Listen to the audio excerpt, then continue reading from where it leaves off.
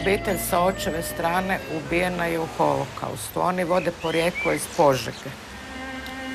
Ubijeni su u Jasenovcu i u Gradiški. Ne zna se gdje su njihovi grobovi. Moj otac sam, koji je zaista žrtva holokausta, kome su svi poubijani, cijela skoro familija u Drugom svjetskom ratu, nikad meni nije eksplicitno u djetinjstvu rekao da sam židovka i nisu se nikakvi vjerski blagdani slavili kod mene. Nekako bi rekla da se ustručavao radi svih tih strahota koje je obitelj preživjela, i vjerujem tako i ovi drugi židovi koji su preostali, jasno isticati svoje porijeklo. Nekako se ta židovska tradicija implicitno, tajno prenosila kroz nekakve priče, kroz nekakve simbole, crtanje Magen Davida kad sam bila još jako mala djevojčica, židovske priče, molitve, Alef Bet koji me naučio otac i tako, ali bilo je puno židovskih obitelji koje su zadužile Bjelovar, koje su nekako ostale u mom sjećanju. Recimo, osnivačke Slina, pa i sama sam živjela u kući židovskog trgovca, Leitner, Milhofer, Emilija Holik, recimo, koja je bila osnivačica Bjelovarske bolnice, poznata liječnica. Moj otac isto tu među tim liječnicima. Osim mene još ima 4 osobe za koje ja znam da su židovi, međutim one se ne žele deklarirati kao židovi.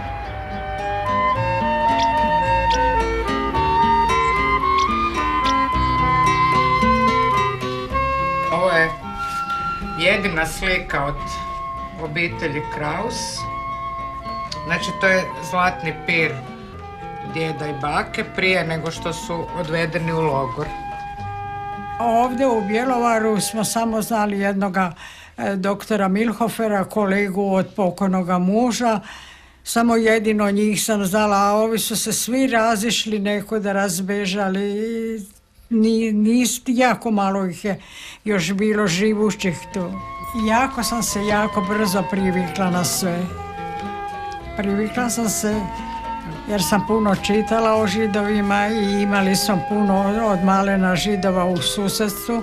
Naučila sam od maces što smo dobivali svake godine, pa sam naučila razna jela od toga macesa.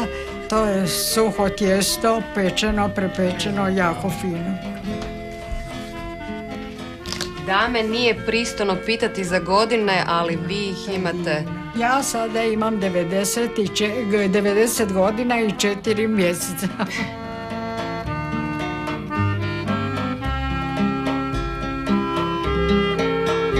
Ja sam slikarica koja slikam iz svoje podsvijesti. Ja ne slikam ono što vidim, nego ono što zapravo postoji u mom sjećanju, ono što se lomi kao kroz neku vrstu prizme u tim mojim sjećanjima. Znači, od priča koje mi je pričao otac, od fotografija moje obitelji, od sjećanja na te članove obitelji koje doduše nisam vidjela,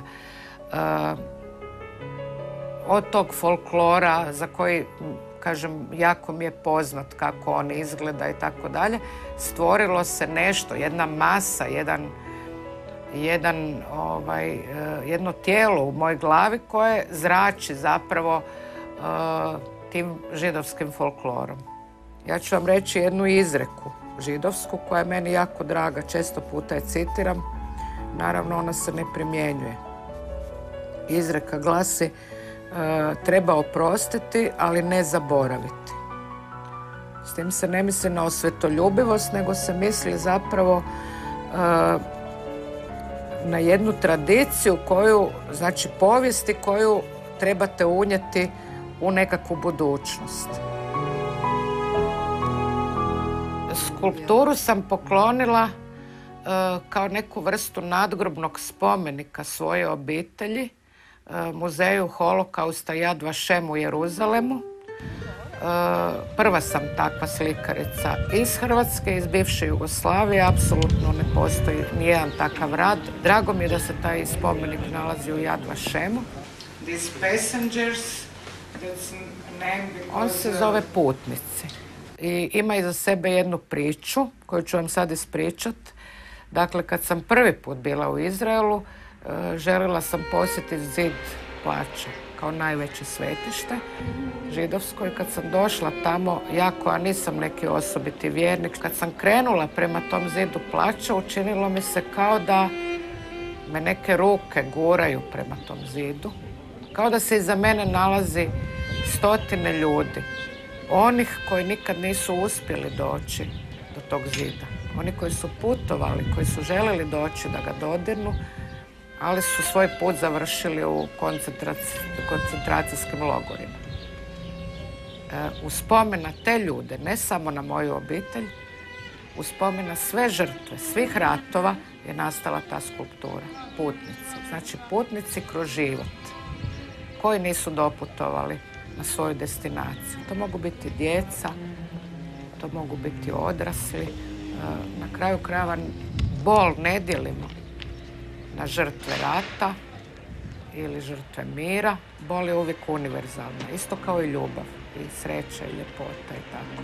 Ja to ne doživljavam kao slavu, jer bilo bi zapravo glupo imati sladak okus slave na temelju nečega što je nadgrobni spomenik vaše obitelji. Ili imate dobrog slikara ili nemate dobrog slikara. Bila bi najsretnija kad bi neko gledao moje slike i kad iz toga ne bi mogao, kad bi samo mogao kvalitetu iščitati, a ne bi znao ni koliko sam stara, ni kako izgledam, ni odakle dolazim, niti bilo šta drugo. Znači, to mene ne zanima. Što se tiče slikanja, kad kažete umjetnički život, onda bi rekla jednu rečenicu da je umjetnost zapravo jedna vrsta ožiljka koji je satkan od snova, ali koji nije pravo tkivo, nego je uvijek samo ožiljak između rane. Najglavniji motiv je zapravo ljubav. Ja uvijek kažem da umjetnost nastaje iz potrebe. Znači, ono što nemate, to slikate. Ili o tome pišete, ili o tome skladate. I tako, znači, ako čovjek ima u životu savršenu ljubav, onda vjerojatno neće trošiti vrijeme na to što će slikati slike.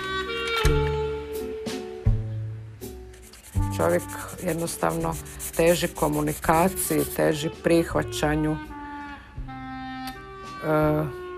Kad nemate to prihvaćanje, kad jednostavno se ne možete drugčije izraziti, nekako grebete, tražite na sve moguće načine, kroz glazbu, kroz slikanje, kroz verbalni izričaj.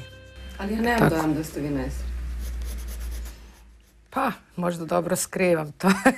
Ja ne kažem da sam nesretna, ja samo mislim da bi mogla biti više sretna. Svako sanja neki svoj san. Ili je moj alter ego. Ima jedna slika, to ona koju ste čak i zapazili, tata i ja u parku. Ja mala onako. To kao da smo Lili i ja u parku.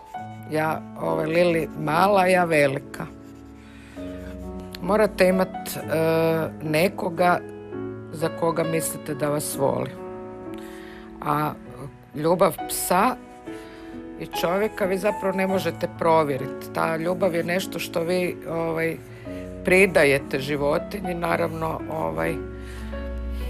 vi zapravo pridajete životinji neke osobine, naravno koje ona nema. Kad ste jako, recimo, sami, kao što je u mom slučaju, moja djeca su jako daleko od mene, onda mi treba tako nešto, neko biće koje je totalno predano meni. Sin je u Izraelu, a kćer u Moskvi. Jako su jako daleko, ja sam virtualna baka Pričam svako večer preko Skype-a. Gledam svoju unučad preko Skype-a. Evo tako odrastaju. Ođi. Ajde, sad ćemo crtati, da?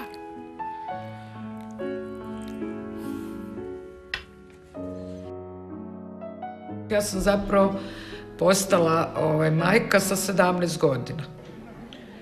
I od onda pa do danas ja sam zapravo stalno sa djecom. Znači ja sam imala neprekidno djetinjstvo. I ovo je sad neka vrsta proživljavanja djetinjstva kad ste sa djecom. Inače ja jako volim djecu.